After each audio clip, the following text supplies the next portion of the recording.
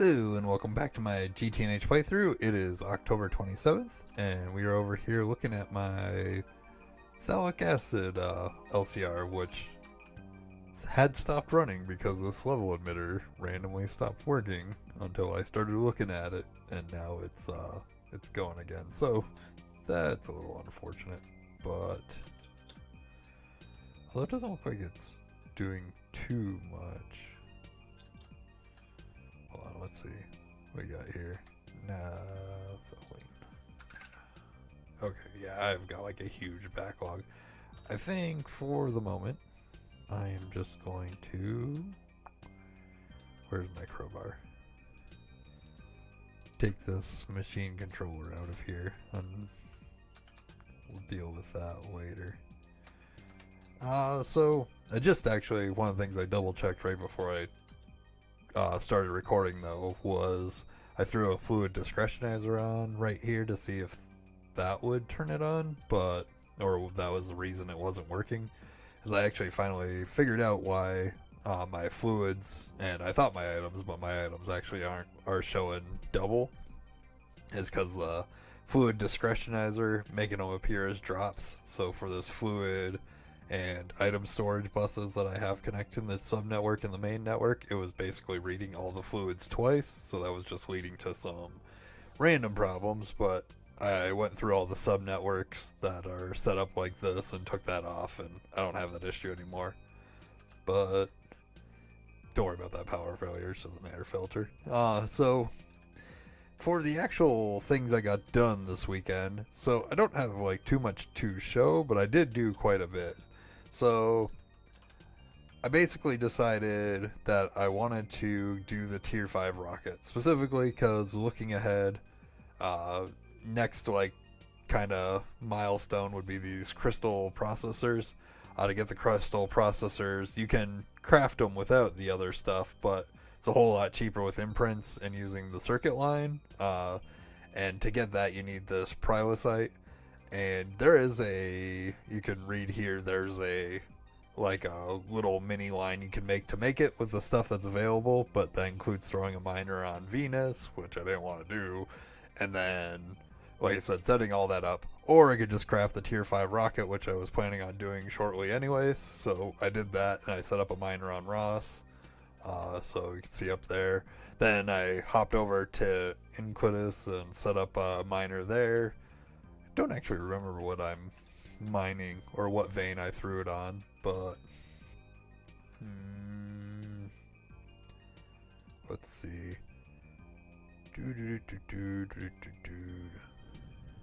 I think I just threw one up for just so I could start getting the neutronium, because it comes in the small veins up there.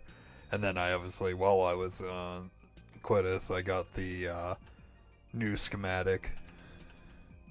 So you can see in here I've got the tier 6 schematic, so whenever I start working towards that, I'll be good. Then today, it's doing that thing again. Let's see, I'm pretty sure okay, it is working. I can see I set up some miners on Dynamos. That was actually one of the last things I did today. I did that specifically because I wanted to or mine for sulfur, specifically sphalerite, which is in sulfur veins, and Dynamos also has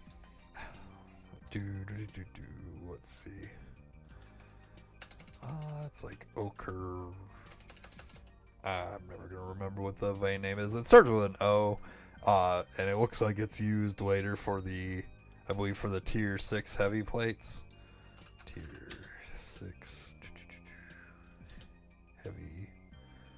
We got tier 7, tier 8, 4, 5, 6.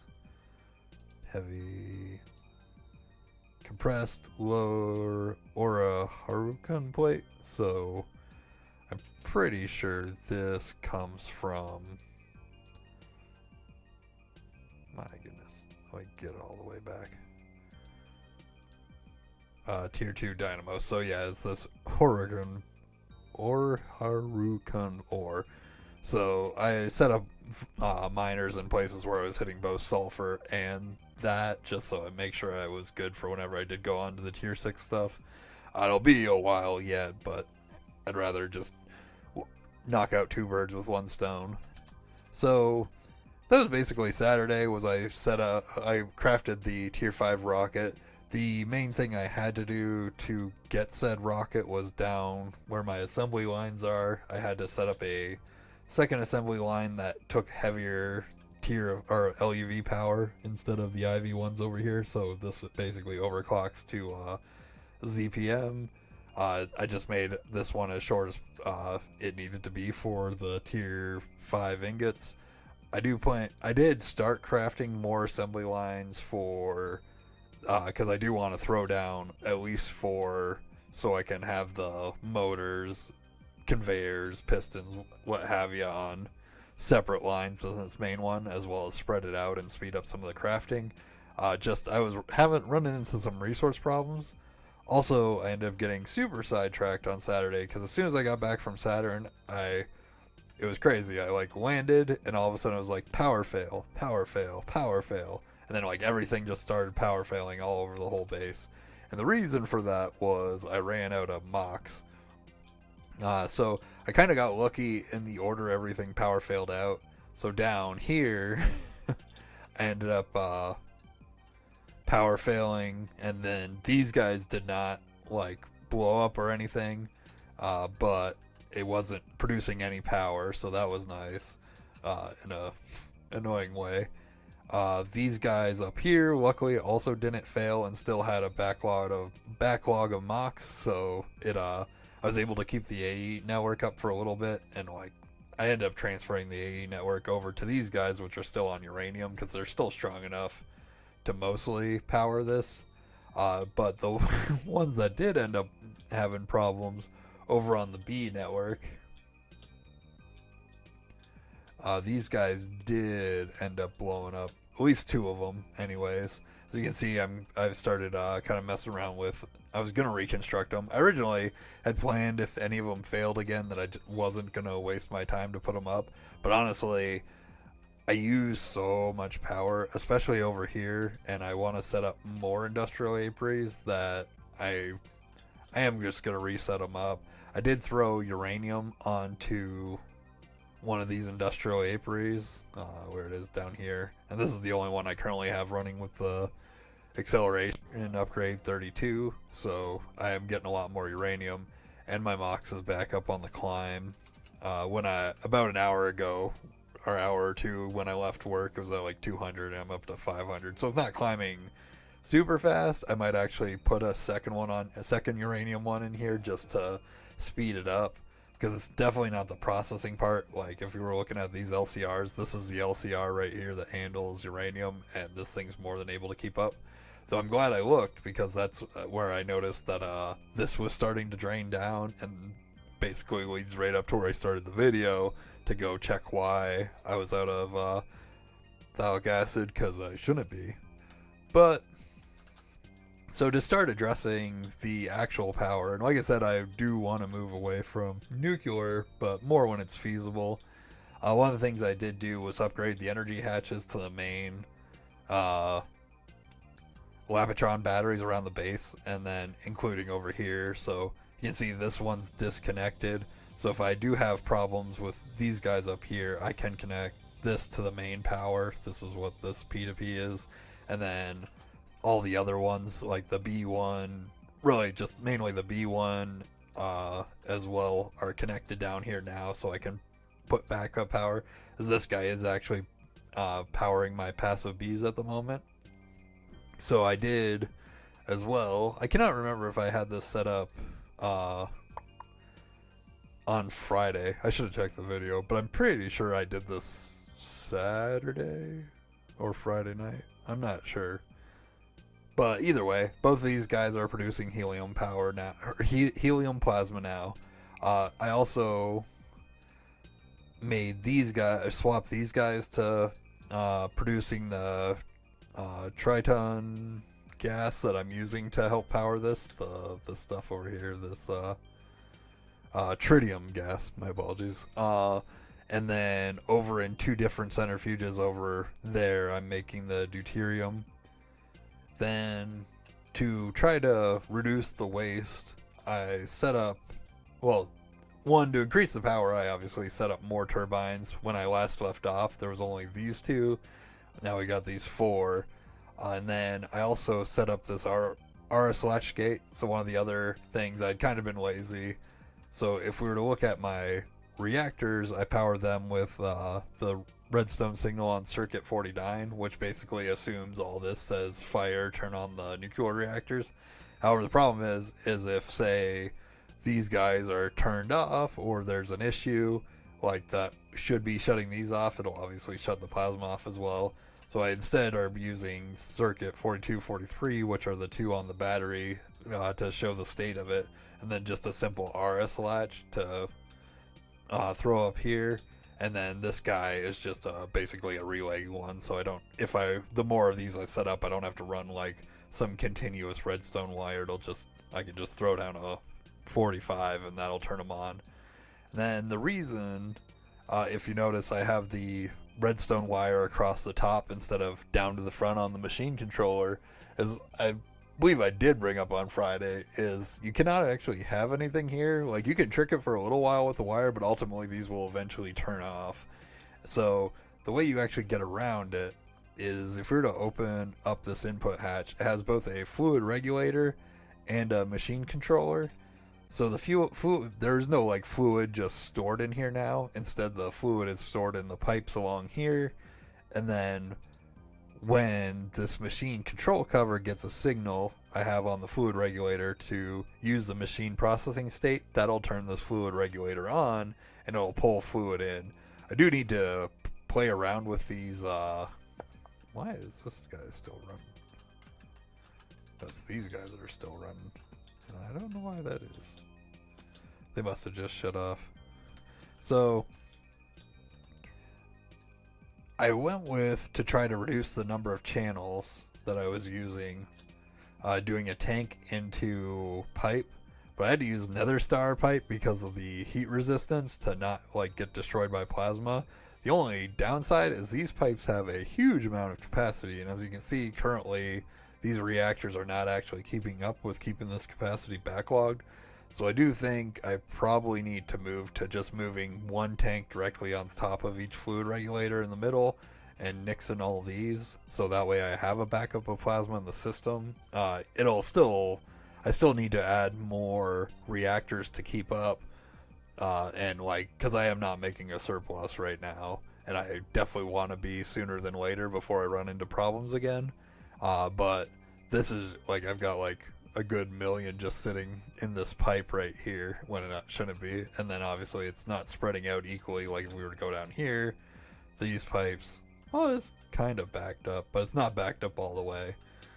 So in the immediate future, I think I'm going to set up 2 more of these, and I believe I'll be good to set up. And then I might have to, I think these guys will be fine for dealing with tritium, but I might need to throw down another centrifuge for deuterium. Let's see, where is my deuterium at? If it's under the 120s, so it's kind of maintaining right now. So I definitely need to, before when I set those up, also set up more deuterium at the same time. And then I should be set for power, because with 4 of these running, I can set up more plasma. But these guys by themselves for a little while should be more than enough to keep up for the short period of time. I will have to upgrade, but as we upgrade fusion reactors and stuff, the fuel efficiency will get better, and etc. It'll kind of compound on itself. But as I mentioned, the thing that was kind of holding me back from doing that right now is trinium, as well as technically indium, which I decided to solve in the best way I know how, which is bees, because I hate setting up miners. So today was a whole lot of bee breeding after the power situation was kind of settled and fixed. And if we hop over to this chest, we can kind of see what I had to breed. So to get the indium bee, that one was super straightforward. All I needed to do was use a lead bee and an osmium bee and go to Venus. That was basically all there is to it. The thing is with the indium, I'm kind of hopping back and forth a lot while I show it, is basically over here where I already processed my indium. The indium comb does not actually make indium itself. Instead, it's like used like a multiplier. So if we were to look at the recipe for indium dust in the chemical reactor. Indium dust. So if we hop over here to, this was the recipe we're using: the indium concentrate and aluminum dust. Get 1 indium and then this lead zinc solution. Now we're throwing 4 in, and then instead we get 3 out. So it triples our output for the indium. And then that was why I set up those other miners, like I said. So I'm back over 1,000 indium, and actually probably can slow down this indium B. It's going to be a while till I need to use that much, and I think I have it on a higher tier than it needs to be. But for the trinium B, which luckily the trinium cone can just be processed into trinium, required a lot more work. So I needed to get a Jupiter, then a Redux, a Saturn, a Callisto, and an Enceladus to get to trinium. This whole process would have got a whole lot faster if I wasn't like.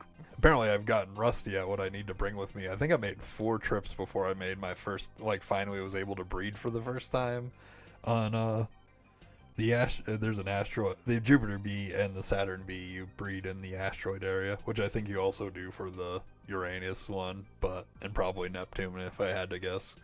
But you just use a different block for each one of them in that dimension.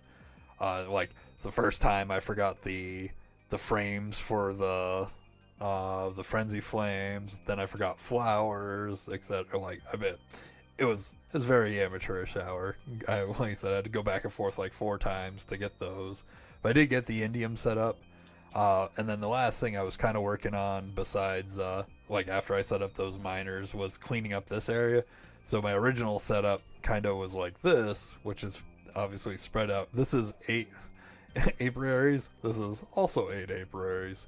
I did change it so that instead of running power down below and having the power like fork out, which seemed to be causing like throughput issues with the power, I'm just gonna roll with P2P for each of the power. So I started throwing down on the battery under here the 16 amp LUV dynamos. I just did that so I'm good to go for a little while, and then we just have it transform down and then through a diode so it doesn't burn up the cable.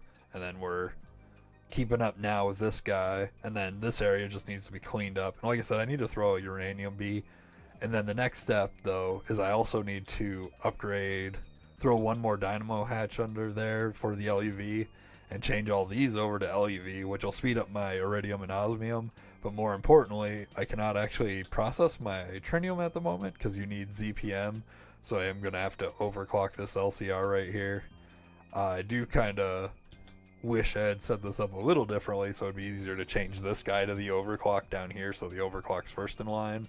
But as you can see, in the short period of time I've had the trinium B, I have a ton of trinium combs. So once I get this overclocked, I don't believe it's a very slow recipe. Trinium comb. 14 seconds. So yeah, and the rest of this can be processed at lower speed. So yeah, we'll be swimming in trinium. Trinium coils will be the only thing I'll be waiting on superconductor wires. So that'll be all good.